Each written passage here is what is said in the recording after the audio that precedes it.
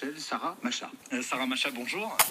Vous êtes maître de conférence à l'IUT de La Rochelle. Vous faites partie de l'organisation de ce congrès qui rassemble 300 chercheurs, en gros, venus de toute la France, mais aussi du Canada, de la Belgique. Avec vous, on va essayer de comprendre ce qu'est le marketing, quelle forme il prend aujourd'hui. Déjà, quand on est chercheur en marketing, en quoi consiste ce travail ? Alors, lorsqu'on est chercheur en marketing, en fait, on fait des recherches sur, ça peut être sur du comportement du consommateur, sur de la fidélité, essayer de mesurer la satisfaction du consommateur, ou bien des sujets un petit peu plus développement durable, je dirais, sur quelle est la perception du consommateur en ce moment, par exemple, on travaille sur l'étiquetage écologique. Est-ce que l'étiquetage écologique permet au consommateur de mieux comprendre et de mieux acheter surtout ses produits? On va parler de l'aspect purement mercantile, c'est un peu l'image qu'on a, nous, dans le grand public, du marketing. Finalement, c'est intéressant, ce que vous nous dites, c'est que le marketing, on le retrouve aussi dans les grandes causes. Le développement durable, c'est quelque chose sur lequel vous travaillez ici à La Rochelle ? Oui, exactement. On a tendance à diaboliser le marketing, effectivement, et il faut savoir qu'on peut faire du marketing au profit de grandes causes, donc des causes comme le don du sang, de belles associations ont besoin de marketing, il s'agit de promouvoir une offre, quelle qu'elle soit, même si elle est gratuite, et l'axe de développement, un des axes de développement de la recherche à La Rochelle, c'est effectivement le développement durable.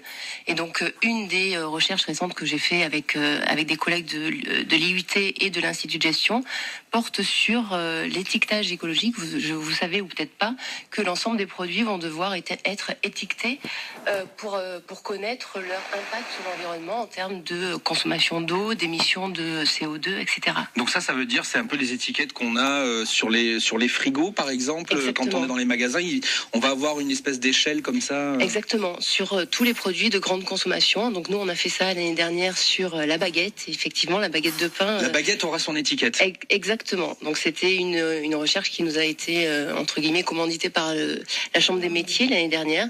Et donc l'objectif de cela, c'était de trouver la meilleure étiquette qui soit comprise par le consommateur, pour justement faire en sorte qu'il choisisse le produit qu'il ait envie de choisir selon son impact écologique. Donc dans ces cas-là, on joue sur quoi ? Sur la couleur de l'emballage, ces astuces-là, sur la forme de l'emballage ? Parce que le pain, forcément, la couleur, on n'y touche pas. Non, bien sûr, mais on rajoute une étiquette à côté, comme sur les lave-linges, par exemple, en mettant des critères. Alors, ça peut être sur le présentoir, en fait, exactement, c'est ça ? ou sur, vous savez, souvent dans les boulangeries, vous avez une espèce d'emballage secondaire, en papier, et donc là-dessus, on peut y mettre une étiquette. Et c'est ce qui, normalement, devrait être fait dans les années à venir. Alors, qu'est-ce qu'on peut dire justement pour cet étiquetage écologique sur même les baguettes ? Ça prendrait quelle forme ? Quelle est la forme la plus efficace par rapport à la clientèle ? Alors la forme la plus efficace, c'est de ne pas faire trop varier, de ne pas multiplier le nombre de critères, c'est-à-dire 3 critères suffisent, et puis ensuite d'avoir un code couleur bien identifié et d'avoir une note globale qui fait que le consommateur peut tout de suite comprendre l'étiquetage et décider de son choix d'achat. Il est 8h15 sur France Bleu La Rochelle et c'est Sarah Macha, maître de conférence à l'IUT de La Rochelle, qui participe au congrès de l'Association française de marketing, qui est notre invitée. Alors le marketing, bien sûr, c'est aussi pour vendre des produits des entreprises, et ce, quelle que soit la taille de ces entreprises. Le marketing, on le trouve partout, qu'on soit dans une très petite entreprise, une PME, une grosse boîte. Exactement. Toutes les entreprises font du marketing et certaines peut-être même sans le savoir, c'est-à-dire à partir du moment où on essaie de proposer une offre qui corresponde à un besoin et également qu'on regarde un petit peu qu'est-ce qui est fait en termes de concurrence, eh bien on commence à faire du marketing dans la mesure où on commence à analyser son marché, sa demande pour avoir la meilleure offre possible pour ses consommateurs. Alors, dans l'imaginaire collectif, le marketing, faut être honnête, pour beaucoup de monde, c'est l'art de faire acheter des produits dont on n'a pas forcément besoin. On passe devant le rayon, on se dit « Ah, là, c'est pas mal, je vais peut-être le prendre ». Puis au final, on se retrouve avec un produit dans le frigo qu'on va peut-être pas consommer. Est-ce que ça, c'est cliché ? Oui, effectivement. Alors, c'est l'idée que l'on en a. C'est un peu cliché dans la mesure où un produit, effectivement, on peut l'acheter une fois, mais on le rachètera pas. Aujourd'hui, les marques savent que un client, c'est pas une seule fois. Dans les années 60, effectivement, peut-être que on voulait avoir une multiplication de clients pour juste une seule fois. Aujourd'hui, on parle beaucoup de marketing relationnel et donc on essaie de de développer une relation avec les consommateurs. Et de toute façon, si on propose une offre qui n'est pas adaptée, eh bien les produits, vous le voyez, il y a des échecs produits régulièrement. Si je prends le parfum de Bic qui a été retiré, pourquoi ? Parce qu'il ne correspond pas à une demande. Et donc les choses se font d'elles-mêmes. Donc on ne peut pas faire acheter n'importe quoi. Donc les consommateurs sont pas si bêtes que ça finalement, non, c'est pas ça que du vous tout. nous dites. Comment ça se passe dans votre travail quand on fait du marketing, de la recherche en marketing ? Est-ce que les entreprises vous contactent directement ?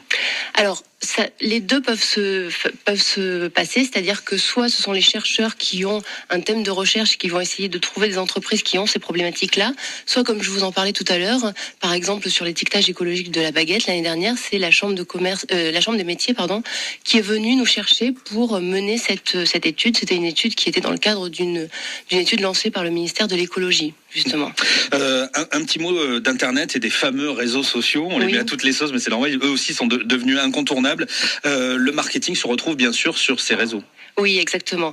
Effectivement, c'est incontournable aujourd'hui, c'est-à-dire que toutes les marques se doivent d'être sur ces réseaux, dans la mesure où ça leur permet un contact direct en fait avec les consommateurs, et le consommateur aussi a un contact direct avec sa marque, c'est-à-dire que c'est un moyen privilégié qui fait en sorte que certaines petites entreprises justement peuvent être au contact de leurs consommateurs sans passer par des masses médias qui sont un coût financier important. Oui, c'est ça. Est-ce que ça permet finalement aux petites entreprises de jouer dans la cour des grandes ? C'est aussi simple que ça ?